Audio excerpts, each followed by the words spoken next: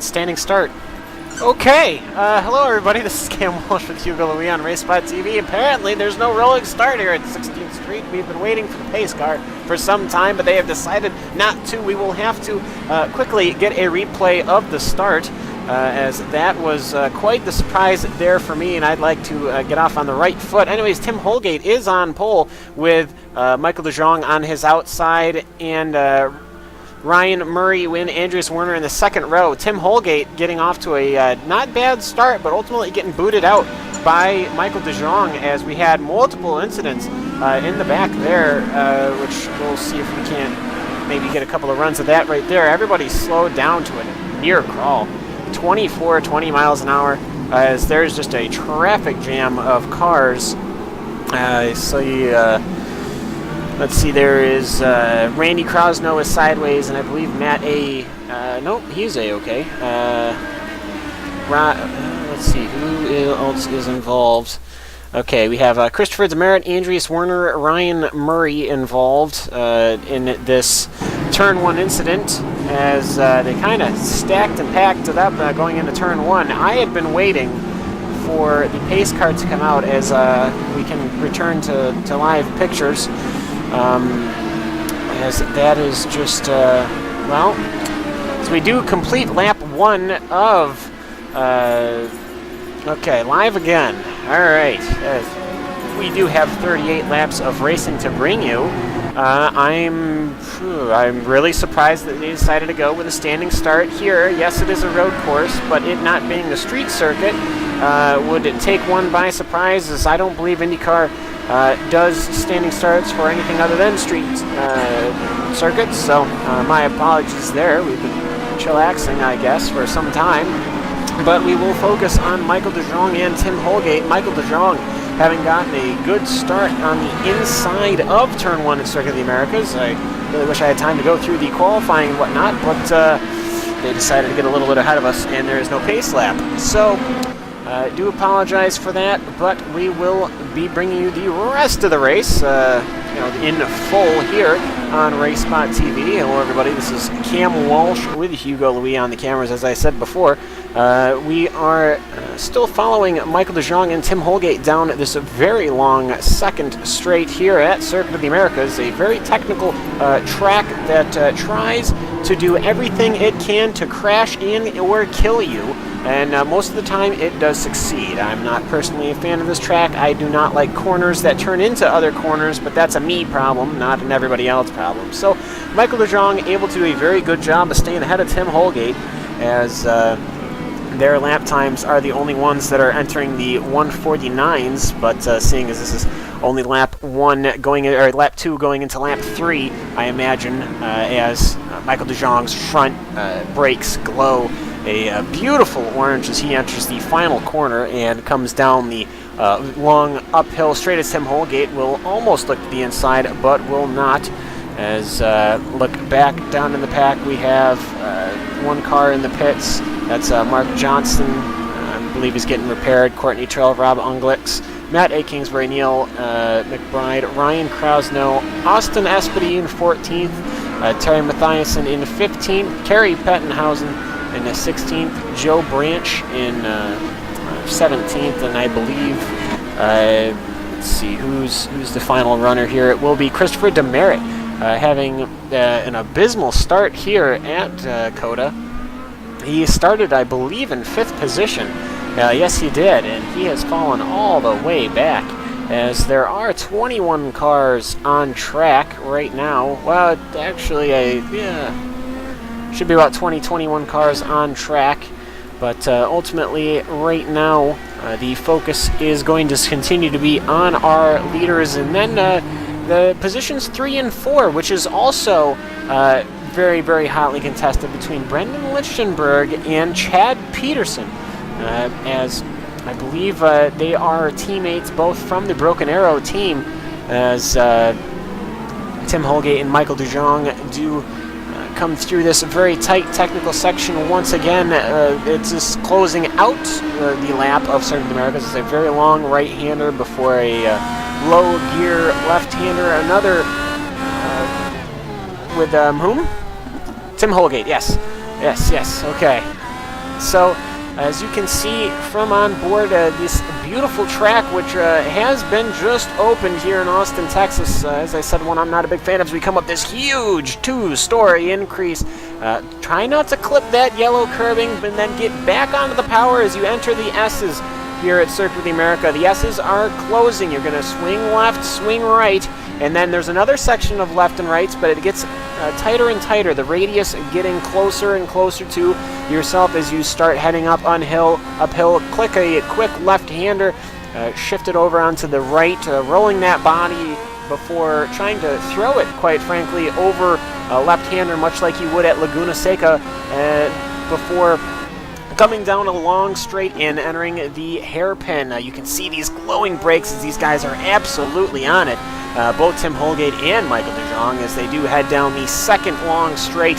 Now, you would think drafting would have more of an effect here on the DW12, but it just does not, as we will, since we've kind of had to abbreviate the introduction, I'm sure at some point we'll have to get a recap of what has happened, as Tim Holgate almost trying to get inside, pushing pressure on Michael DeJong. This is not, of course, how it did start. Tim Holgate was originally in first position, Michael DeJong in the second. Andreas Werner and Ryan Murray were in third and fourth, with Christopher Demerit qualifying in fifth. Now, of course, that has pretty much blown apart now, as everybody is absolutely scattered with that first turn incident, as they did stack up 3 wide going into turn 1. As we do complete another lap number 5. It was Michael DeJong going on the inside of Tim Holgate for getting that good hole shot, as I believe he crossed over completely from Tim Holgate and was able to pick up that position. Tim, I believe, was expecting a much easier start and not to come under direct attack by Michael DeJong, but now that has cost him, as he is sitting some 5 to 10 tenths of a second, well, about a second off of the rear end. You want to know? I would love to say the qualifying time. Oh wait, I know how I can get it. Normally it would just tell you, but I have to go into laps. There was a qualifying time of 1:45.074, and that's being asked from our YouTube comment. Hello, YouTube commentary people. I don't have that window open just yet, but I will later, as Michael DeJong with a flying lap of a 1:45.074 compared to Tim Holgate's lap of a 1:44.435. So Tim Holgate was able to go almost half of a second quicker, or over half of a second quicker over Michael DeJong, but right now Michael DeJong is the one in the lead, as he had the better start, as this was a standing start, which I believe took everybody but the drivers by surprise. I was expecting the iRacing pace car to come out and lead us all down the grid, but as we do have one car being involved in an incident, it is Randy Krosno. Randy Krosno was involved in an incident some time before. It looks like he has spun it twice, going through the top hairpin. I call it the top hairpin, or about halfway down through the lap as he was getting onto the power, as he kicked the rears around, spun it, tried to get back underway, and just lost it again. Thankfully able to keep it off the tires, as we will try a second time, and Ronnie Krosno will get back underway. So, unfortunate for him to have one incident, let alone 2, as that drops him 3 positions from 12th to 16th position, but he should be able to recover, as we do have a full 38 laps of racing here at Circuit of the Americas, as Mark Johnson does retire. Mark Johnson, who had started in 6th position, was one of the many cars involved in that incident, as we do go to the battle in position 7, as that is between Brian Karsweski and Andreas Werner. Now, Werner, having a damaged rear wing and a damaged right side, is actually doing a pretty darn good job of keeping that car on the wraps if that rear end is that worked up. on other people's screens, as sometimes individual damage is a little different between each client, as he does look to go to the inside of the turn coming off the end of this second long straight, but he will think better of it, and rightfully so. You do not want to go on the inside there, as we did learn at the Formula One race that was here, 2 weeks ago. There was an incident at that very corner between some people that I don't really know. I don't really follow Formula One that much, but Andreas Werner is still attacking Brian Kozłowski there in that number 19 car as he looks to go on the inside, pushes Brian wide very smartly through this right-hander here. Not many people realize that it's actually a little bit of an uphill going into a downhill. Geometry and up and down, not doing a very, doesn't go too far in the racing sims. It's kind of hard to understand unless you're actually watching it from a spectating standpoint. But yeah, there's a lot of elevation changes here at Circuit of the Americas, as many cars are coming in through the S's right now. As Andreas Werner was able to get past Brian Kozłowski, as Michael De Jong and Tim Holgate were exchanging words. I wanted to go see what was going on up there. Thankfully, nothing, as Brian Kozłowski did lose that position to Andreas Werner, as he now looks to get past Eric Davis on the inside. Andreas Werner, with that damaged car, is absolutely flying here at Circuit of the Americas. No, he will take that top hairpin very well and get underway. I'm surprised. We'll have to see at the end of this straight what where he is on the speed trap. He's got to be suffering speed damage, as Eric Davis will absolutely try and blow right by him and completely make the position up on just pure speed. That Banshee racing car of Eric Davis, able to just power through it being undamaged, as Andreas Werner will have to reset and retry getting past Eric on another go, as he seems to be the man on the mission right now. I'm not too sure whether that rear wing is fixable. I believe they could just pop that thing right off and plop a new one on in the DW12. I don't see why they wouldn't be able to, but we will have to see when the first round of pit stops do come around, in which there will be pit stops. I'm guessing there'll probably be around 2, possibly 3, depending on your fuels. So we do have 38 laps here at Circuit of the Americas, and we do round out lap number 8. So these guys are running about 150s a lap, as I will head back up to Michael De Jong and Tim Holgate, our 2 leaders right now, as they're in the 147s and doing quite a good job of it. Tim Holgate managed... Run that by me one more time, please. Car number 41. We have troubles with the car number 41. Sorry, a little hard of hearing over these Dallara DW12s, as I see Niall McBride in the pits. We'll have to see what he managed to do there. Going back through his lap, it seems like he had just run wide on a couple... Yeah, gotcha. Yeah, okay, that's what I was about to say. He came into pit lane, which is... Oh, he absolutely missed pit lane. Niall McBride was coming in. This is a little early for me to be coming into the pits. Maybe this is a split strategy, but he absolutely blew pit entry. I'm not sure if he will get a penalty for that, but he does come in, get tires, get fuel, and he will go underway, as Randy Krasnow is also in the pits. Niall McBride's actually out of the car. So there's that. As same as Matt A. Kingsbury is also out of the car. So Niall McBride out of his vehicle. Don't know what's going on there, but Michael De Jong and Tim Holgate will blow past those people in the pits. As they do hit turn 1, they go on the outside of Randy Krasnow in the number 10 car. As it seems that Michael De Jong has picked up a little bit of rear end damage. I'm wondering if this is what that transmission was about that I was hearing earlier, that I thankfully nobody else wants to hear that other than me, and I can't really do that without that coming across the microphone, so I have to quiet it up. So not able to actually hear what they were saying, but I'm almost wondering if Tim Holgate ran into the backside of Michael DeJong, as it does believe that Michael DeJong has a little bit of rear wing damage as they do hit lap traffic.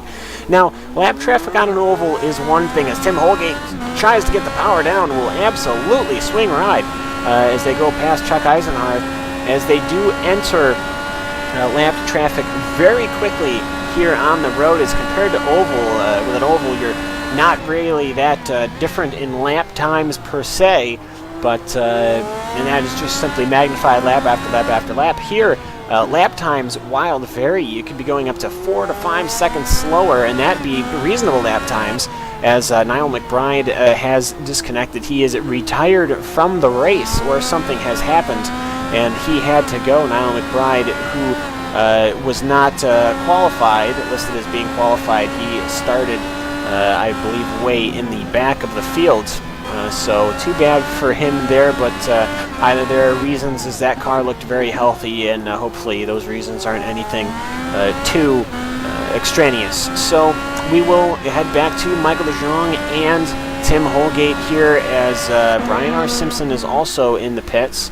Seems that he is just getting fuel and tires, as he is the only one in pit lane, as they do hit turn 1 once again. This turn 1 is really a contentious point, as we'll see if Tim Holgate can really catch up on these S's. I have watched him catch up on these S's multiple times, as he does seem to not be able to close the gap. Now, these still are DW12s. They are running road course bodywork, and they're doing a very good job of attacking this track. The lap times they're putting down is very respectable as compared to other cars. So it's good to see these guys here, and it's good to see Michael DeJong and Tim Holgate. Tim Holgate, who's a very good ovaler, who has a win already this season in the 16th Street, is able to do such a good job, as he comes up right behind the Michael DeJong car. As he might look to go to the inside, he will think better of it, as we are only on lap 10 of 38. We still got 18 to go. Is that right?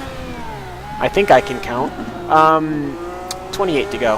That's alright. That's alright, guys. I can do math. So Tim Holgate dicing and slicing with Michael DeJong, trying to get the better exit, as Michael DeJong is now starting to come under some real stress from Tim Holgate coming in through this final sector. This final sector is very, very technical, as Tim Holgate pushes himself way wide. He will get the car gathered back up without any injury or incident, but he will now be about a second behind Michael DeJong. He's gone from a full second and a little bit of change down now onto Tim Holgate, or now onto Michael DeJong. That is Tim Holgate, as they are starting to come up onto possibly some more lapped traffic coming through the S's. No, they will not. I believe the next car in front of them is Kerry Bettenhausen, but that won't be for some time, as we will cycle back through the field now to Eric Davis and Andreas Werner, now fighting for position 5. These two guys are still going at it. Eric Davis in that Banshee racing car, and Andreas Werner on the attack in the Tequila Patron car, which quite a lovely looking vehicle there, as they both head through the S's here. It's almost mesmerizing to watch them go back and forth, as we'll see if we can't, as Andreas Werner goes onto the inside, which becomes the outside, coming through this right-hander. It will come into the inside here in the dip, as he will pass, once again, he will pass Eric Davis. Now the problem is they're coming into the hairpin, as Andreas Werner has to go in a very defensive move, as Eric Davis almost goes right into the rear end here, but Eric Davis should back off there, as he knows now, having done this before, as Andreas Werner also knowing will take the inside defensive line, yielding the preferred outside line to Eric Davis. The aerodynamic damage on that car really ruining Andreas's efforts here, as they both have trouble coming in through the exit to that corner, the corner exiting the second long straight, as they will come through almost side by side. These guys are slicing and dicing, as Eric Davis gets pushed very wide in that number 65 car, but Andreas Werner will probably only be, we'll see if he can't push away. This is, I believe, probably the furthest gap that Andreas Werner has had over Eric Davis so far. So it should be interesting to see if in these twisty bits, Andreas Werner can get that car further away enough to where he does not have to worry about being passed on power as they come up the long climb up to turn 1. Andreas Werner able to easily have that position. As Pierre Bourdon, I believe, no, there is no driver named that. That must have been a spectator. Ha ha! Way to go, Cam. So, one of the spectators leaves as we'll head back aloof, start scanning around as Michael De Jong and Tim Holgate. Tim Holgate is actually closed up very nicely onto the rear end of Michael De Jong. It doesn't seem that Michael De Jong will be able to pull away from Tim Holgate, but it doesn't look like Tim Holgate is going to be able to pass Michael De Jong. So, one of those battles that could very quickly become a classic or very quickly become an unmentionable accident that nobody wants to remember. Either of the two, we'll bring it to you here as Tim Holgate now, those rear end tires kicking out on him a second time that I've really seen. I'm sure his car is becoming very unruly. That number 6 car is probably trying its hardest to do what he wants, but those clapped out tires are as, here we go, Michael De Jong enters pit lane as Tim Holgate will take the race lead from Michael De Jong. Michael De Jong going to see if we can't get that rear fin repaired, and that's car refueled and retired, as we will see if we can have any other takers into pit lane.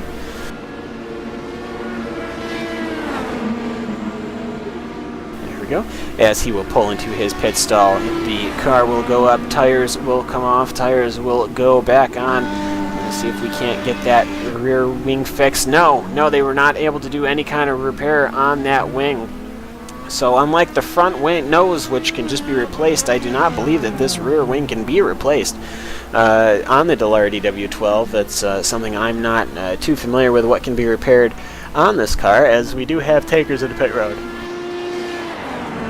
Oh, I am trying to hold off a sneeze. That is not going to be good when that comes out. Andreas Werner will pull into the pits. Eric Davis in the pits. Brian Karzweski in the pits, as Brian R. Simpson is still in the pits. Obviously, I believe his day is probably done, as Andreas Werner is able to get off before Eric Davis.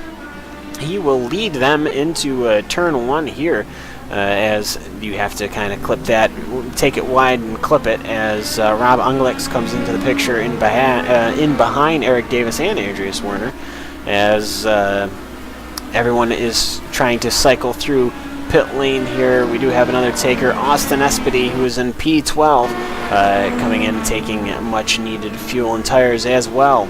So Andreas Werner seems to be able to pull his Dallara away from Eric Davis on the twisty bits, and as Tim Holgate is now in the pits, I felt that he was going to be coming into the pits either right behind Michael De Jong or the lap after, and I was correct here as he is coming down pit lane. We'll see where Michael De Jong is right now. Michael De Jong is just exiting the first sector. He's taking the final 2 left-handers.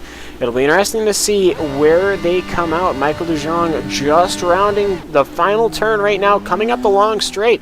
We'll see where Tim Holgate will come out. Tim Holgate still coming out. He is just exiting pit lane, and he is out and ahead of Michael De Jong on the pits. So it's almost wondering if he has taken less fuel or he was able to save more fuel, having drafted his car behind Michael De Jong's through all of those straights, as Tim Holgate is now going to be our race leader over Michael De Jong after a series of green flag pit stops. Now Tim Holgate out on his out lap. Now we've got to be very careful on these tires. Michael De Jong is on nice, warm, cozy tires. Tim Holgate on brand new rubber. So we'll be able to see if he's going to have issues getting that power down through the last hairpin. He is back underway on that curbing, no problem at all there, is that those 2 new tires are going to be working out for him, as I don't think Michael De Jong is going to have the speed to keep up, as Tim Holgate hits 173.4 miles an hour. just entering the turn, as Michael DeJong was going 177 miles an hour. Very interesting there, and how even with the damage on that rear wing, Michael DeJong was able to go a few miles an hour faster than Tim Holgate. So Tim Holgate obviously running a much more downforce package, which is going to affect his fuel mileage there. So it's interesting to see that he was able to, I was wondering why he was behind, as Austin Espedy has disconnected. He is retired from the race. Unknown what has happened to his car. I can only imagine he has had an off or an accident or some sort on his out lap or the lap thereafter, as he did just pit. So, oh boy, I'm talking so much, I'm robbing my brain of oxygen. So Terry Mathiasen will leave pit lane in up turn 1. Michael DeJong will have to slow up quite a bit. They will get past Terry Mathiasen there. That will definitely cost Michael DeJong, as I keep having to fight off these stupid yawns. Of course, yawning is a after effect of not having enough oxygen in the brain or some scientific fact like that. So Michael DeJong having to take that, not really take evasive maneuvers per se. He just wasn't able to get the power down, as Tim Holgate now has absolute clear running in that Dallara DW12 here at Circuit of the Americas in Austin. Anyways, as we close out on lap 15, I'm going to see if we can't take a quick break for me to get some oxygen in this brain of mine, as it doesn't seem that we currently have any fighting on the field. Nobody's in the pits other than Christopher Demerit, who's in P12. He, of course, was in, he started in position 5, but other than that, we will leave you all for a quick commercial break here on RaceSpotTV.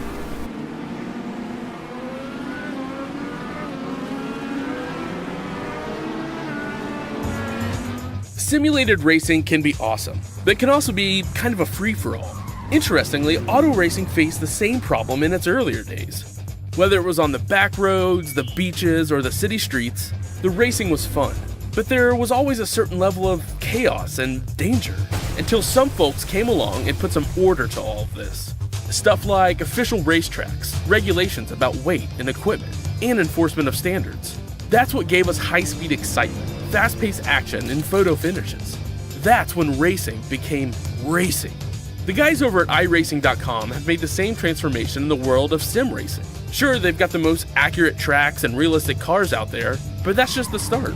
See, iRacing analyzes the performance and results of each driver in every race, so you can be sure you're always placed in races where the competition will be tight, and that those reckless drivers who ruin it for us all are kept in the pits. Not to mention that with over 45,000 active members already in their vast community, you can find races day and night, so you can always get in on the action. You can even join a league of your favorite series. And since updates are always automatic, you don't have to worry about software and can focus on the track. Zip up your fire suit and check out iRacing.com.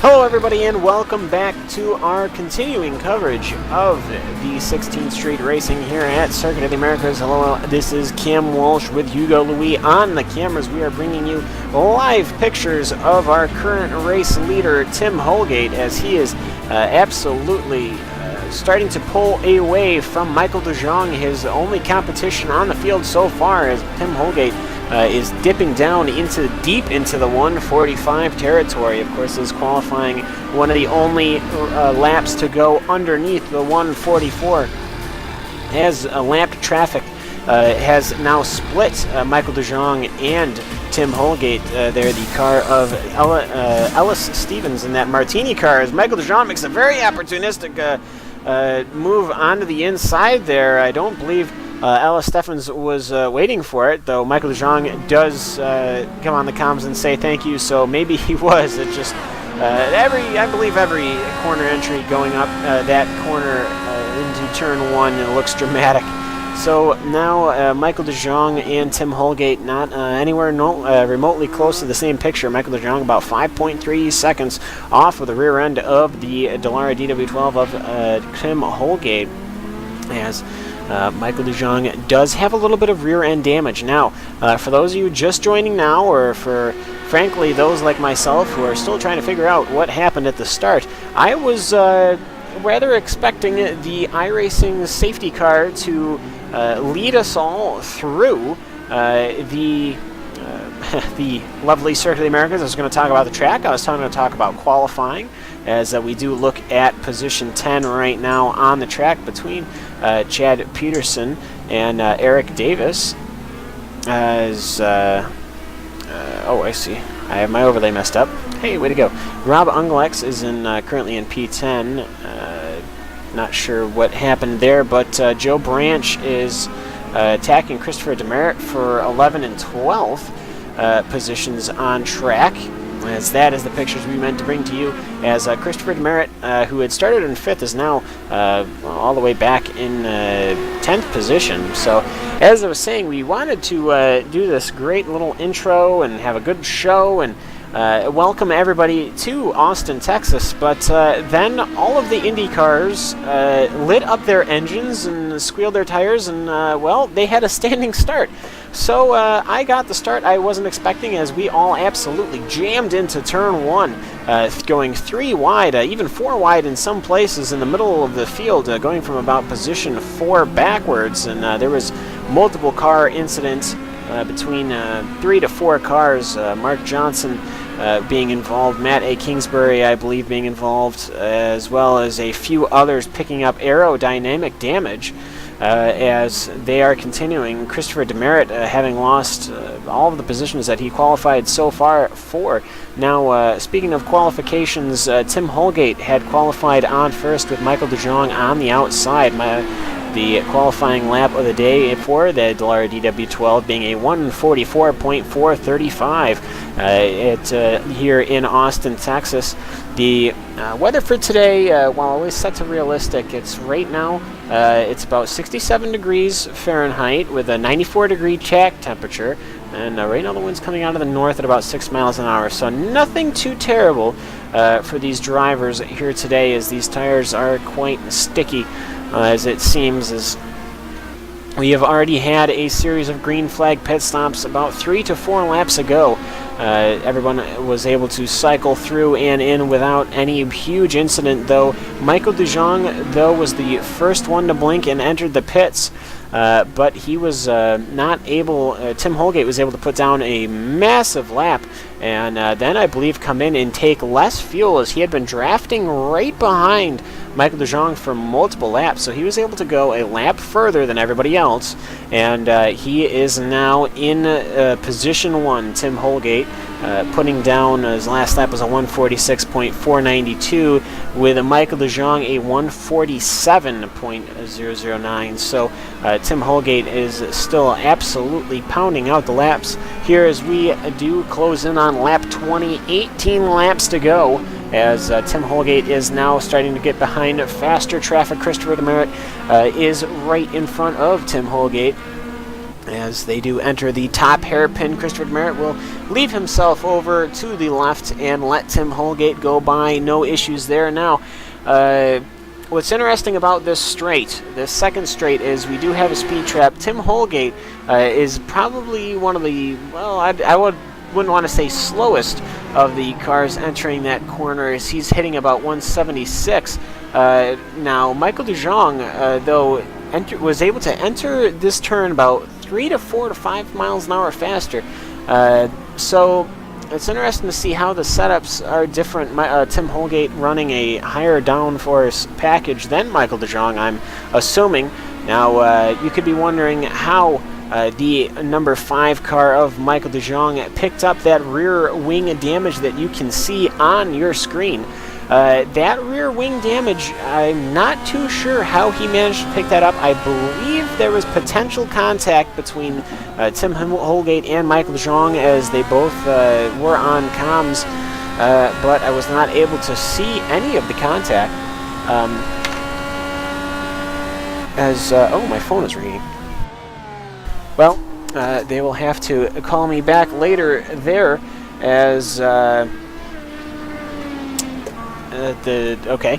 Well, I was wondering, I heard vibrations. I'm sorry, folks. This is normally where a co-commentator or a color commentator comes in effect, but no, you just have Cam once again here for the 16th Street Racing League. My apologies. I try not to listen back to these things. But everyone seems to think I'm doing a pretty good job, so I'm happy to bring the coverage to you here, other than just these beautiful live pictures of these cars brought to you in beautiful 60 frames per second here on YouTube, here on RaceSpotTV by Hugo Louis. So, as we go cycle through, everyone seems to be getting fairly spaced apart now as Tim Holgate is starting to get into the top 10s for lapping, as it looks like Andreas Werner has been able to pull quite a gap over the car of Eric Davis. Andreas Werner running a 147 and Eric Davis running a 149.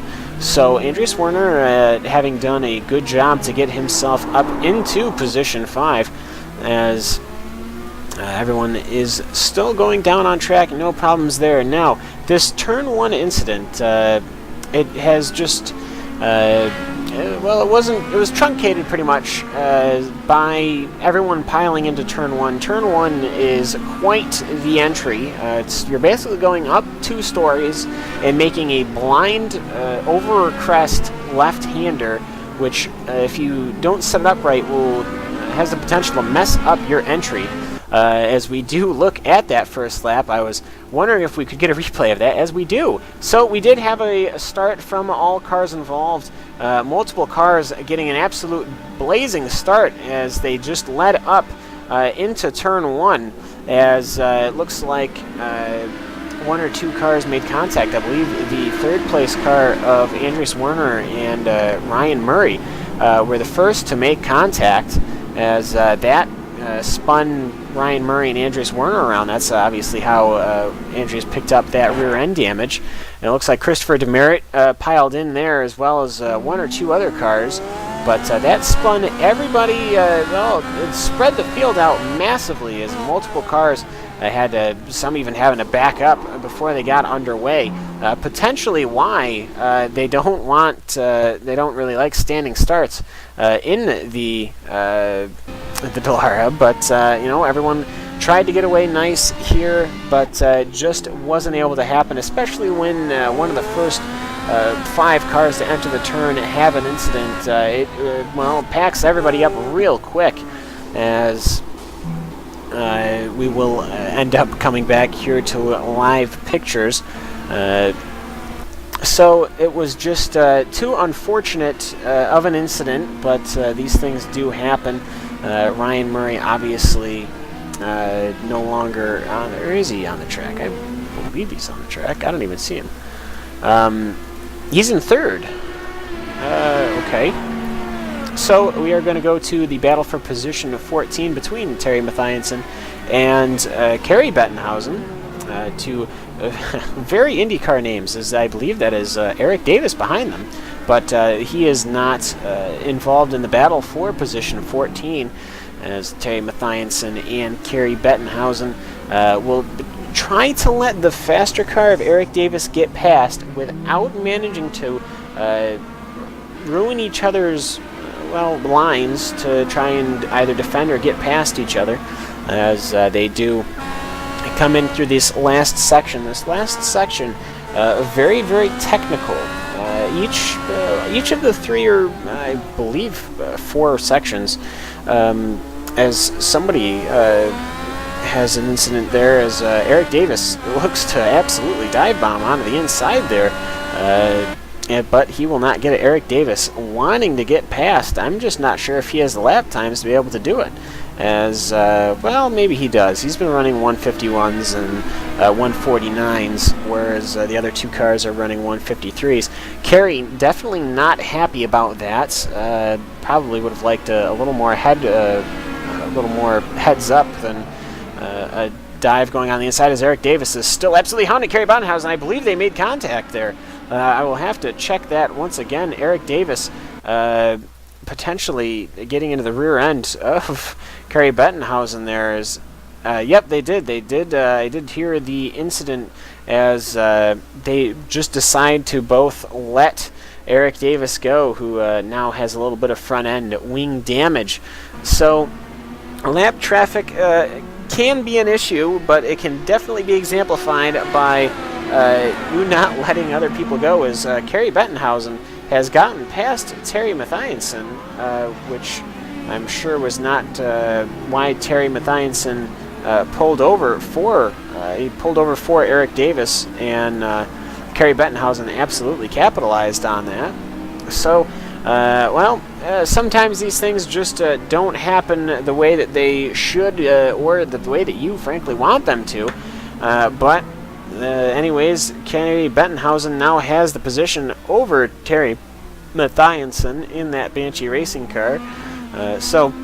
That is, and he's managed to pull out quite a gap. I don't know if maybe Terry has made a mistake or if Kerry's faster. I'm not too sure just as of yet. But Eric Davis has an issue, and now Kerry Bettenhausen has gone on the outside of Eric Davis. These two people are not fighting for position, and as Eric Davis looks to go on the inside once again, but he will have none of it, as now we have a battle. It's not even for position, but it's more of just who can lead the train here, I suppose. But anyways, we will check in with our race leader. Tim Holgate now has a 12.6 second lead over Michael De Jong. And Ryan Murray, as I said, he was spun out right at the start there. Now, I haven't been able to keep track of where these people were who were involved in this incident. He is in third position, which is a very good recovery for where he was when he was rear-ended and looped around. So, a good recovery there, but he is but 19 seconds away from Tim Holgate, and he is actually running lap times that are very comparable. Running a 1:46.803, where Tim Holgate ran a 1:46.499. So even with that rear wing damage, he is just not going to be able to have enough time to, I believe, to catch up, or well, frankly, even have the pace to catch up to Tim Holgate. I don't think anybody has anything for Tim Holgate here today at Circuit of the Americas, as we are on lap number 24 of 38. Now, it's interesting to see how Eric Davis has tried to get past the cars of Kerry and Terry, as I believe Kerry has now let Eric Davis go past, as that, or maybe Eric Davis, yes, he did. He let Eric Davis go past, and now I'm almost starting to wonder when the next pit window is going to be. Cars should be coming into the pits in the next 2 to 3 laps, I'm presuming, as everyone that seems to be getting away nicely. Courtney Terrell in position 7, getting past Terry Mathiasen, who is in P16. Of course, having had those issues with it, getting around and with Eric Davis, I imagine that they're going to be very forgiving in letting lapped traffic go past, as everyone seems to be getting fairly split apart now, which will give me an opportunity to, as Kerry Bettenhausen has spun. Kerry Bettenhausen has spun out, exiting out of the first sector, entering the second sector, I'll call it, is the straight before the hairpin. The car dips in there and overloaded the suspension, and looks like the car was just snapped away. These things can definitely happen on an open wheeler like this. Spun out, no damage there for Kerry Bettenhausen, but I believe he has lost that position to Terry Bettenhausen. Alright, now, just as I said, pits. Michael De Jong is in them. Tim Holgate not electing to come in the pits, as Michael De Jong is in the pits once again. Now, interesting to see if Tim Holgate, having now led this entire stint, will have used more fuel, or if Michael, with that higher downforce package, and perhaps now Michael De Jong using less fuel, is going to be able to perhaps have an answer, as he does come out now. Michael Holgate should be coming in this time by, as as Tim Holgate just rounds the top hairpin. So pitting is now going to be commencing very shortly. Opened with Michael DeJong as Andreas Werner has pitted. Eric Davis is in the pits. Courtney Trail deciding not to. Neither would Brian Karski. So it's going to be a gamble. I believe that they will have to either save a lot of fuel or there is going to be a third short stop.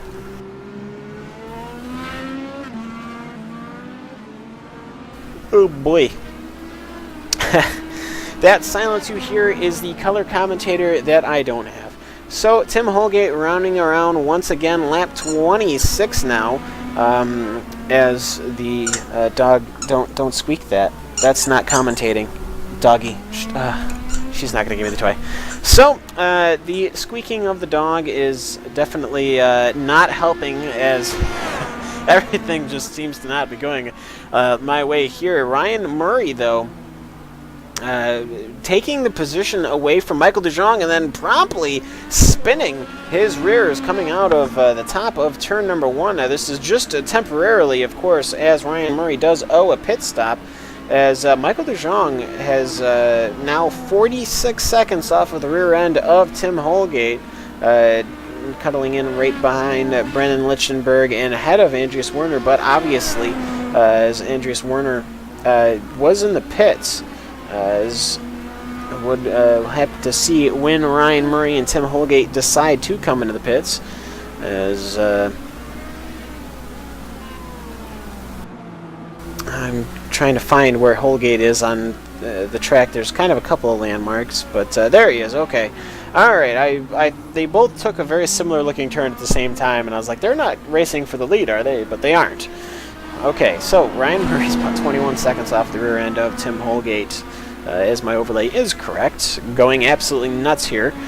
Circuit of the America is one of those tracks that can drive both the driver and the commentator nuts, as Tim Holgate does enter the pits. Now we'll see if Ryan Murray will later come into the pits, but Tim Holgate coming in, hitting that 40-mile-an-hour speed limiter as he does coast down. And we'll happen to see if Michael DeJong was able to pick up anything at all on Tim Holgate, or if Tim Holgate is going to be able to keep his lead. I am so sorry. I keep yawning. It's not a good time here, as I actually have to go to work after this. That's the worst part. I have an 8-hour day of work ahead of me in the factory life of 10 o'clock at night until 6 o'clock in the morning, so I should not be yawning this much as Tim Holgate gets his fuel and definitely clears. Now, people are saying that, yes, Tim is long gone. I completely agree that Tim Holgate is long gone, but you never know when people come in and out, as Ryan Murray does take his fuel and tires and gets on his way. So, Brandon Lichtenberg also coming into the pits, as Michael DeJong will resume being in second place. But rather interesting, I think I see in the background of Michael DeJong a number 17 car of Ryan Murray. So both of these cars have pitted, and we'll see if Ryan Murray could potentially have anything to catch up to and maybe spoil Michael DeJong's second place run so far. Now, Michael DeJong is getting a little stuck behind the car of Joe Branch. Joe Branch should let, as he will, let Michael DeJong into the upper hairpin as they both get underway. Yes, that is the car of Ryan Murray in the background of Michael DeJong. Of course, when you see your competitor for the first time, it does give you quite a bit of exhilaration, and that can knock off tenths of a second on each turn, or potentially give you a little bit of the throttles. And what do I mean by the throttles? Well, it's when you apply your throttle about 5 or 10% more than you really should, and that rear end does not agree with you, in which it, especially in these Dallara DW12, these turbo-powered cars, as Joe Branch spins out right in front of Ryan Murray. Potentially not what I was expecting there, as Joe Branch is the one with the issues, as he spins out again. He does spin out a second time, potentially having big issues with those tires now, I imagine, as he's been on those for some time. I imagine he's going to have to come into the pits, unless he already hid and this is his out lap. But anyways, Rob Unglix will come into the pits as well as Joe Branch. I looked, and Rob Unglix absolutely blew the entry to pit lane. He is in position 10, and Joe Branch is in position 11. So it should be interesting to see. Now they are going to be heads up. He actually had to go backwards. Rob Unglix, if we could get that on replay, entering the pit lane, absolutely locked it up. He had to reverse and enter pit lane that way. You would not assume that this entry is okay. Replay. There we go. You would not expect this pit lane entry to be giving this much issues to drivers, but Rob Unglix now sitting squarely in front and in the sights of Joe Branch, who had just spun out. As now they went into the pits, they've gotten their fuel and things like that. Now they actually surprisingly split. I was not expecting them to have such a gap now. I was looking at the entry there, and as it just looks like Joe Branch was right behind and ultimately wasn't able to keep it in. So we will go to position 3 and position 4 as Ryan Murray seems to... has he lost a position? Or nope, this is Andreas Werner and Brandon Lichtenberg. Lichtenberg and Werner now. Werner having gotten past Eric Davis throughout the race, and now setting his sights on the number 12 white Dallara DW12 of Broken Arrow car of Brendan Lichtenberg. Lichtenberg now going to have an issue with that Tequila Patron sponsored car with that rather significant rear wing damage. I am surprised. He is doing so well with that rear wing damage, as we'll have to see if he can get by. We'll see if we can't go on board with Andreas Werner, and that'll give me 15 to 30 seconds to go solve the issues that I have right now, which is I have thrown the dog's toy and she's lost it, and now she is whining. And so to save you all the lovely whinings of a Jack Russell Terrier, we'll go on board with Andreas Werner. I can't leave the computer right now as Andreas Werner is looking to attack, coming through the S's here. The car of Andreas Werner managing to make it stick, maybe not so well through the S's with that rear wing damage, but definitely making it work, as he is going to be attacking Brendan Lichtenberg. As they will come into the hairpin, it's going to be interesting to see whether Andreas Werner will decide to use the inside, as he is so late on the brakes. Absolutely late on the brakes, and he gets even closer through the mid-corner. So now they are nose to tail coming through the long straight. Unfortunately, Andreas Werner, that damage absolutely slowing him down there. About 10 miles an hour difference right now minimized down to about 5 or 6. But Brendan Lichtenberg being absolutely saved. Yes, I know, puppy. Being absolutely saved by virtue of not having a damaged car, as my poor dog is, I believe she's getting murdered or watching somebody get murdered by the sounds I'm hearing over there, but thankfully everything is okay. So Andreas Werner and Brendan Lichtenberg are on the attack, as Michael DeJong and Ryan Murray now nose to tail, as now this battle, everything seems to be closing up in the final 8 laps here on RaceSpotTV at Circuit of the Americas with the 16th Street Racing League. We now have Ryan Murray and Michael DeJong nose to tail, as well as a fight for position 4 and 5 between Brendan Lichtenberg and Andreas Werner. Things are tightening up after these pit stops, as Lichtenberg goes wide, coming off the top of that turn number 1, which allows Andreas Werner to catch up. All cars involved having some degree of damage. Michael DeJong having a damaged rear wing, Ryan Murray having a damaged rear wing. Brendan Lichtenberg, I don't think he has front wing damage. No, he does not. So he seems to be the only car to have full power, with Andreas Werner's absolutely destroyed rear wing coming in behind. So this will be an interesting interesting last couple of laps as Michael DeJong is now having to take defensive lines from Ryan Murray. Ryan Murray absolutely on the attack. Murray's name all over the inside of that rear wing. Very good looking, as I've just done that on my car, as it helps me out tremendously with the announcing, as Ryan Murray is absolutely attacking Michael DeJong. That number 17 car of Ryan Murray now coming very close as they come onto the front stretch here.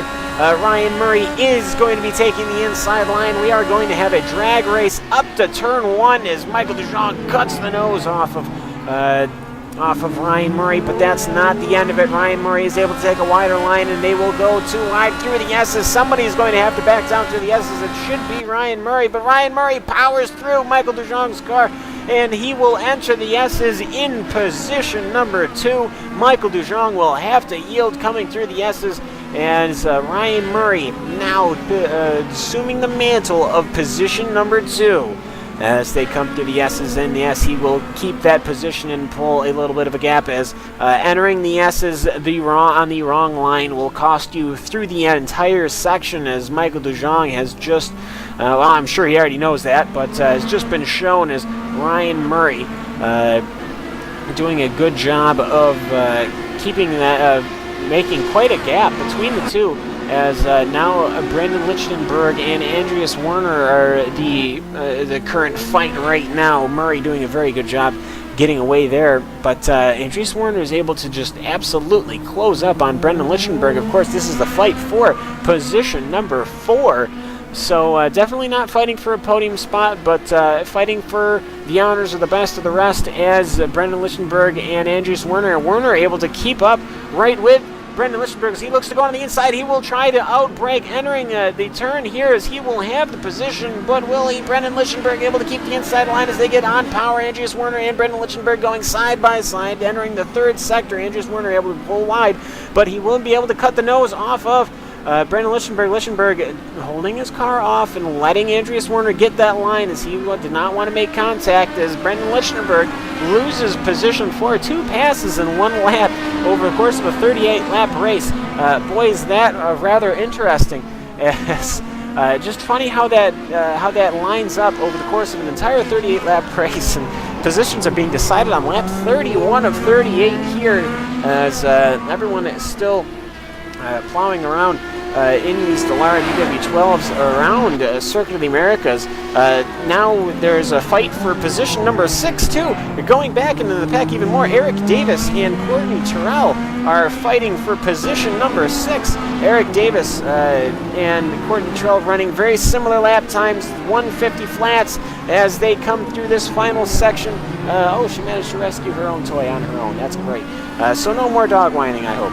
So Eric Davis and Courtney Terrell will hit the rear tire of Eric Davis, and he will go into the wall. We will have to look at that on replay for sure, as he is absolutely, well, actually, he has not touched the wall at all. In a great fit of driving, or did he clip that rear end there? And some great bit of car driving, he has managed to not put the car into the wall. As you are seeing a replay of this incident right here, it looks like Eric Davis was not able to get on the power coming through this sweeping left-hander, and Courtney Terrell will just go into the rear tire pod, I guess we'll call it. Well, while not doing any damage at all to the car, will send the nose across. He'll manage to keep it off of that Armco barrier, not even a safer barrier there, as Courtney Terrell will get back on it. I don't believe he will lose a position, as he is still in position 7. But ultimately, Eric Davis now way ahead, as Tim Holgate is now entering massive amounts of traffic. He is coming through the main pack, as it were, the top 7 or 8 cars, as well as the top 10 or 15 cars, as everyone is having been circulated. They're all coming together in the very closing stages, which I guess has its own humor, I guess, is everyone manages to close right back up in the closing stages. Very unlike Barber, where everyone absolutely spread apart. Everyone's closing right back up now. Tim Holgate leading from Ryan Murray, from Michael DeJong, from Andreas Werner, from Brendan Lichtenberg, the top 5. Now, Brendan Lichtenberg is still but a second behind Andreas Werner. We will see if Brendan Lichtenberg will be able to close up on Andreas Werner through these straights, as now Brendan Lichtenberg in that healthy car will be able to absolutely use the draft for sure. Brendan Lichtenberg hopefully in position to be able to suck up the free draft there from the wake of Andreas Werner, especially amplified by that rear wing damage, as Michael DeJong has had nothing for Ryan Murray. Ryan Murray is not going to be able to catch up to Tim Holgate, but Ryan Murray, what's I'd almost say recovery drive, but he is absolutely plowing away here at Circuit of the Americas. He is now up to second position. He started in fourth position, but had a horrendous start, getting rear-ended by Andreas Werner and causing that massive chain reaction accident. So good to see Tim Holgate in control, lap traffic yielding away, as Tim Holgate, as you can just look at the lap chart, it is just a beautiful amount, as he has dipped into the 144.7s over the course of the race. That was on lap 28. He has gone into the 124s, and he has shown once again why he is one of the top drivers here in the 16th Street, as we do have 4 laps to go, so anything could happen. He could get in an incident. He could come up upon a pair of cars that are racing for position, but you never know.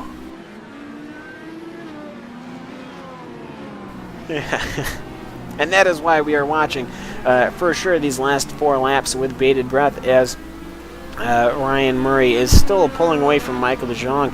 Unknown if Michael DeJong pushed that car just a little too far, and now his tires are at a further stage than Ryan Murray, and now Michael DeJong some 6 to 7 seconds off of the rear end of Ryan Murray, with Andreas Werner about 12 to 13 seconds off of Michael DeJong's car, with Brendan Lichtenberg about 2 to 3 seconds behind Andreas Werner. So people have closed up nicely. Michael DeJong might be, yes, he is going quite slowly. And that, as Hugo has brought up a good point, that one that makes perfect sense that I just didn't think of, he could be saving fuel. His lap times are suffering horrendously. His last 2 laps have been 151s. So lap 32, 151. Lap 33, 151. We'll see. Lap 4, 151. So he just went from running 147s. I know I have to go to work. Computer, thank you. And now he might be saving fuel, so we might have the final podium position. He should have enough time from Andreas Werner to where he doesn't have to worry about it, as Andreas Werner gets past Christopher Demerit. So Andreas Werner should not have the time to be able to catch Michael DeJong, but you just don't know. Especially if Michael DeJong starts encountering huge fuel issues. He is absolutely overshifting that car, leaving the car in a higher gear, as he is going on quite a fuel-saving run. They did the math, and well, I guess he just didn't have enough for the finish, so he is getting under power very slowly, so slowly. Michael DeJong, as I'm listening to that engine, it sounds healthy, but it's just not being used to its potential for sure. So now about 10 seconds are going to be splitting Andreas Werner and Michael DeJong. Andreas Werner not having any issues saving fuel, as now Michael DeJong and Andreas Werner are coming into the picture. I almost wonder if when they knew that they were going to do this, he should have taken fuel, as he is just saving so much fuel, or he's trying to save so much fuel, that Brendan Lichtenberg and Andreas Werner are coming into the picture with 3 laps to go here, as Tim Holgate is absolutely gone. Ryan Murray gone in position 2. So this final podium position is what we will focus on. Michael DeJong rounding the last couple of corners here in Austin, as he looks to start heading up the straight one final time. Just listen to the engine. a very unhealthy speeding up through the gears. He's definitely short shifting for sure, as he ran another 151. Very consistent 151s, don't get me wrong, but he is now in the picture of Andreas Werner. So Andreas now sees Michael de Jong, potentially knows that he has fuel issues, and will try to do his absolute damnedest to catch up to Michael de Jong. So the third position could potentially go to somebody else other than Michael de Jong, which would just be quite a story, as Michael de Jong was healthily in second position for much of the race, but he just lost a position to Ryan Murray, and now if he keeps saving any more, as now Andreas Werner is closing within 5 seconds of Michael de Jong. You can see the rear end there. Michael de Jong should, I believe he's good at saving fuel in his car. He should be able to save enough fuel. Those guys are smart in his car, so we should be able to see Michael de Jong able to save enough fuel, as he does not go into the pits once again. Nope, actually, wrong sector, as he is finishing yet another lap. About to start lap number 37. He is going to choose to, well, let's see if he wants to go into the pits. This time by, as Andreas Werner is right behind him now. He's in the same picture. They are in the same frame. Andreas Werner knows Michael de Jong is having issues. So we'll see as he comes down the final turn now. Nope, not at all. I do not believe Michael de Jong. He's going to go into the pits at any point, no matter how short shifting he has to do. Andreas Werner does have to go into the pits. Well, that's not what I expected. Andreas Werner has to go into the pits on lap number 37.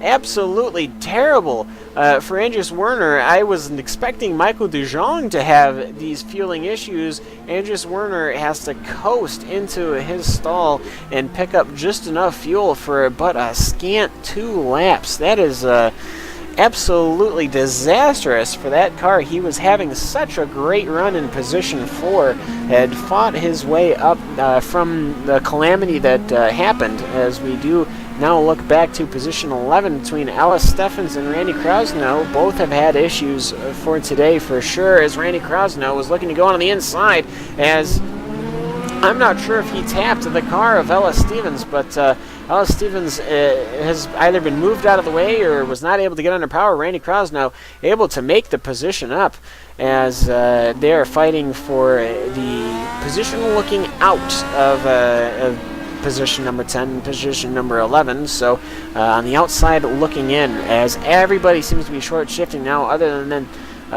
the current leader, Tim Holgate, as Andreas Werner getting back underway. We'll have to see where he comes out.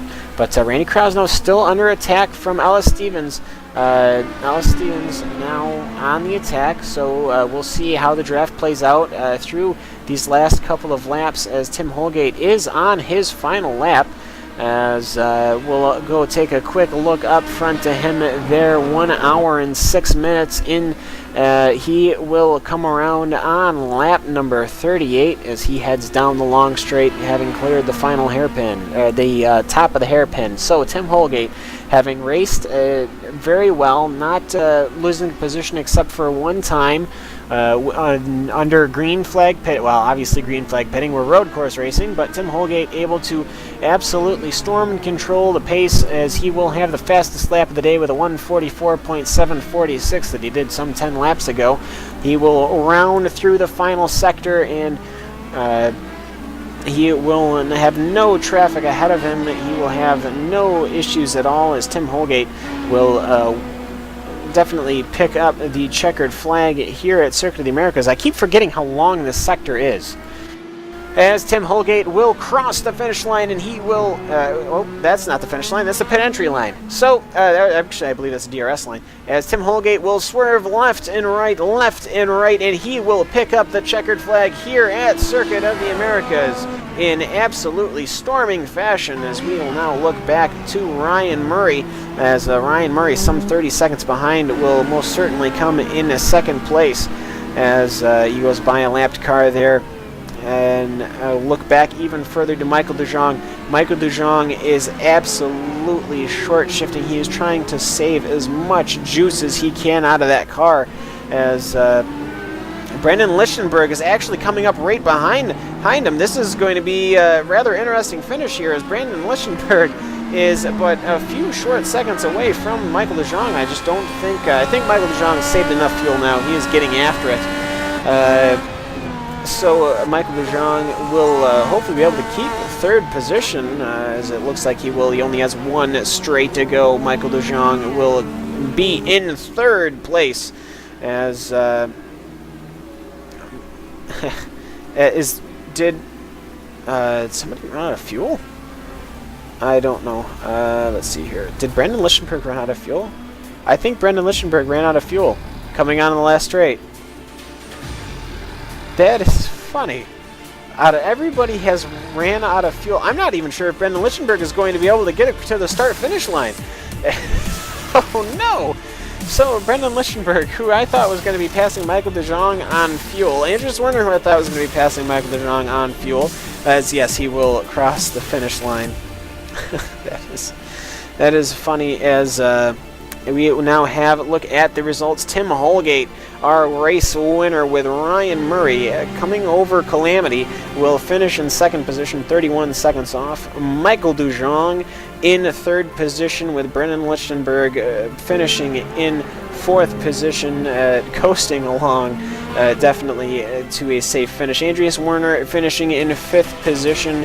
Eric Davis finishing in sixth. Brian Kozlowski in seventh. Courtney Terrell ended up being in eighth position, having tried to recover from that earlier spin. Christopher Demerit in ninth.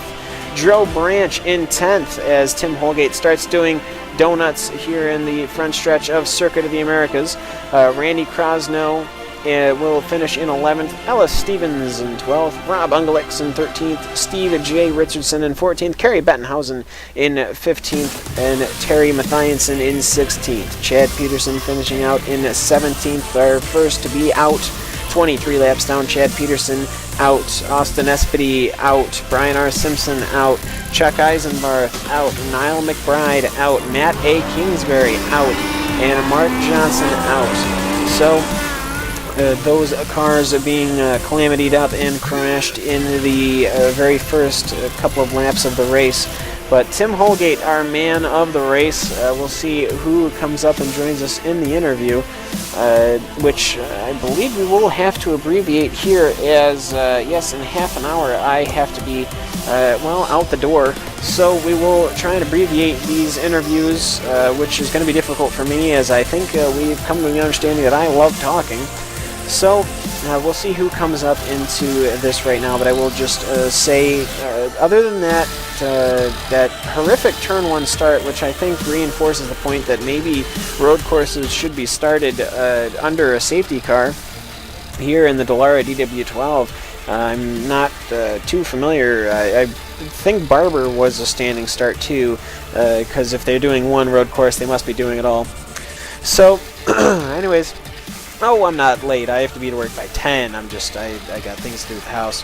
So, we'll see if I can at least get Tom Holgate, as Holgate always comes in. So, we'll do one or two interviews when they come. But first, I think we'll take a quick commercial break. Just a quick 30 seconds for me to catch my breath. The interviewees to get in here. We'll do a quick interview, and that'll be the show.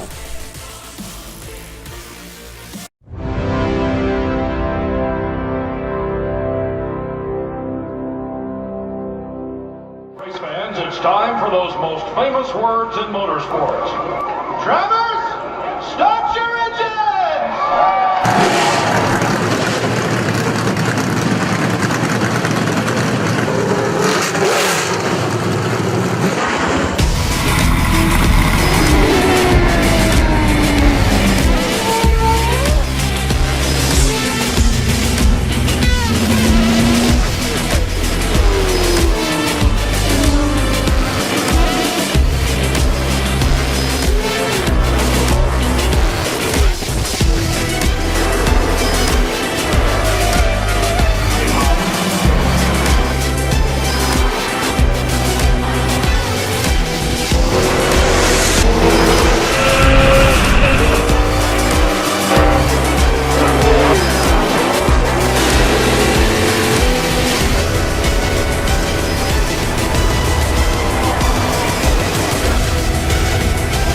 Checking up, go low, come on low, come on low, come on low, come on low, low, low, low, low.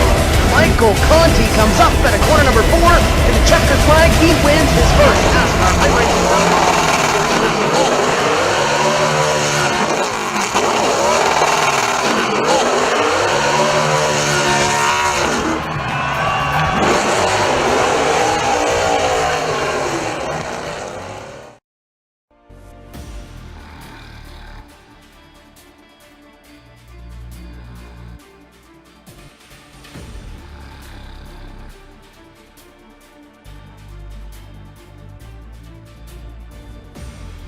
Alrighty, hello everybody, welcome once again to the closing stage of here at Austin, Texas. We're 16th Street Racing League. I have in the channels here with me Christopher Demerit and Brendan Lichtenberg. We'll go from top to bottom. Brendan, it seemed like a pretty decent race, 2 pit stops. Everything seemed to be going fairly well, but I'm fairly confident you got out of the car and pushed it across the line. Yeah, I would say so. I thought I was a gallon to the good. Apparently I was only a turn to the good because I ran out of fuel right before the last turn. And thankfully start-finish is right after the last turn, so across the line, no problems. Gotcha. Well, hey, I mean, there's a better that than the lap before that. So a lot of people having fuel savings as you were able to come out in fourth position, but you were able to have a fairly safe race. Your car looked pretty whole compared to everyone else's who was looking pretty damaged. How did that start go for you? Well, I was really fortunate to be on the outside. I made a really good start and passed whoever was ever in front of me. The big crash happened on the inside corner of that turn, so all I had to do was kind of shift over to the runoff area, or the AstroTurf area, whatever, and just get around it, and I was able to. Well, very good there for you. Now, so you thought you were 1 gallon fuel on the safe side. Were you saving throughout that whole lap stint, or was that just something you were trying to plan for?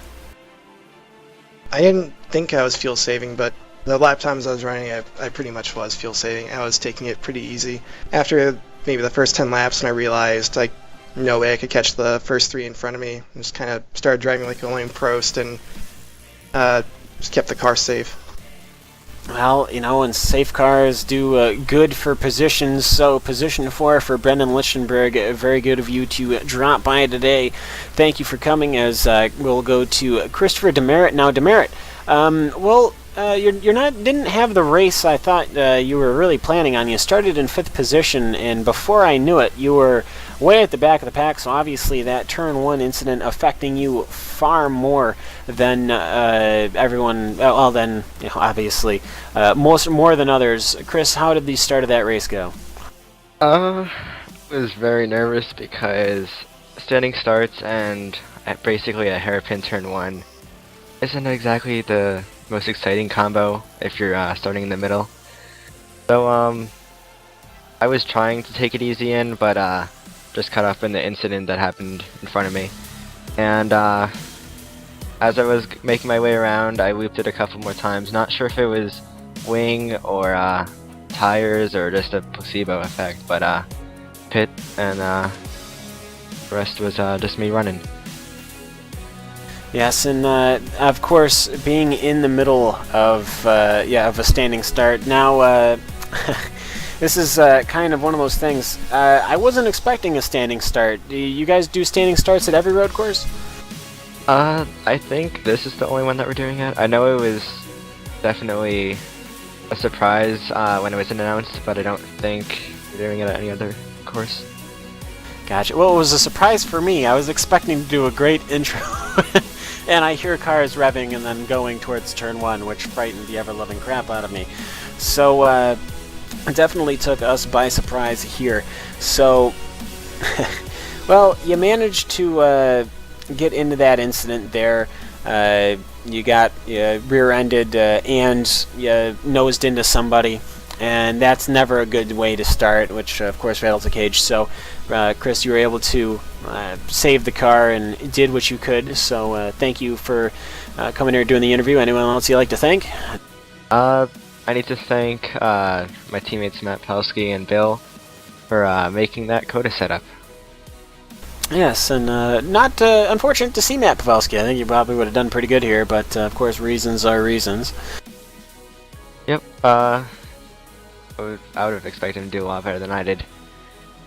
Yes, and so we do have Ryan Murray with us here now, as we'll start finishing this up fairly soon. Ryan, I saw you get involved in that turn 1 incident, and I wrote you off, and then by the time I looked at the results about halfway through the race, I noticed you were in 3rd position and closing quickly on Michael DeJong. Ryan, how'd your race go? Well, the turn 1 incident, I really don't know what happened. I haven't watched the replay. I know I got a good start against Michelle, and then all of a sudden it went around in turn 1, and I was seeing red after that. I don't get to race many of these races, and I was really stoked to, bring the car into the race, and then that happened. But the rest of the race, it didn't really have damage. I lost a little bit of top speed, so I knew I wasn't really going to catch Tim and Michelle. But then the next thing you know, at the end of the 2nd stint, I really started to catch him, and that's when I started to push.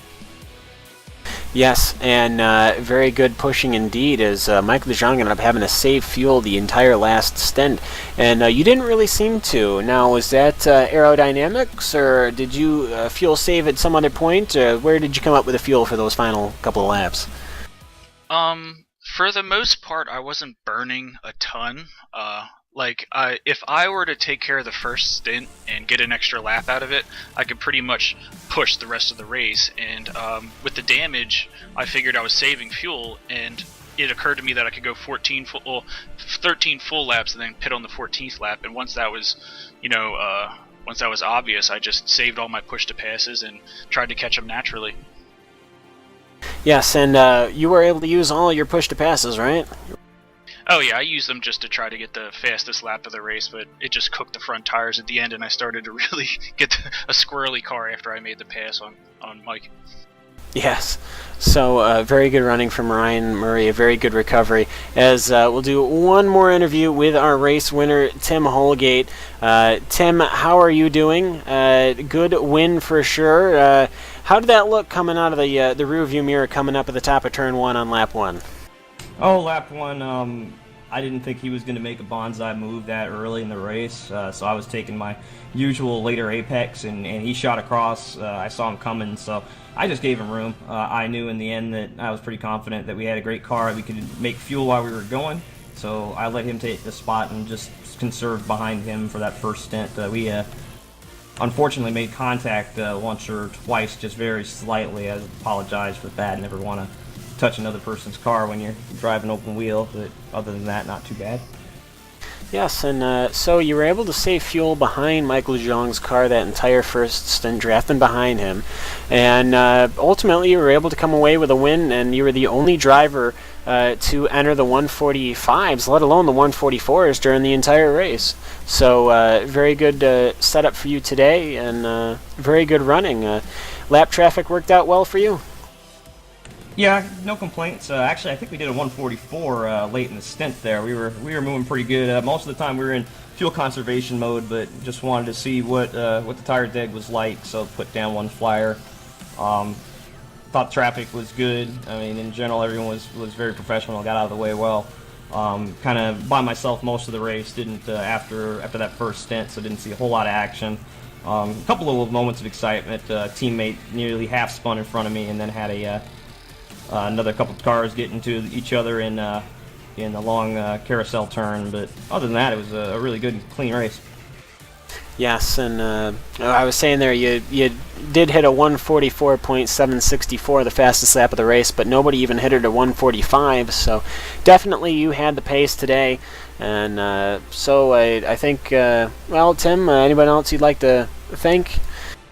I definitely want to thank the league for hosting it, and for Joe, Brian, and Kitch. They put on a great league every year. Glad to race in it. Want to thank my teammates for giving us input on the setup and racing each other clean. Yes, well, Tim, congratulations once again, showing us you can win not only on an oval but on a road course. Where are we going next week? Does anybody know? I don't. I believe it's Richmond, but I Right, could Richmond. be wrong. Okay, so we'll go with Richmond. If it's not, then well, it's not Richmond. So, anyways, ladies and gentlemen, boys and girls, we'll start closing up shop here on RaceSpotTV for the 16th Street Racing League, and Richmond will not have a standing start, so I'm going to be able to do like an intro for once rather than a standing start. So we will see you all next week. For myself, Cam Walsh, Hugo Louis, RaceSpotTV, and the 16th Street Racing League. We will see you all later, and have a good night.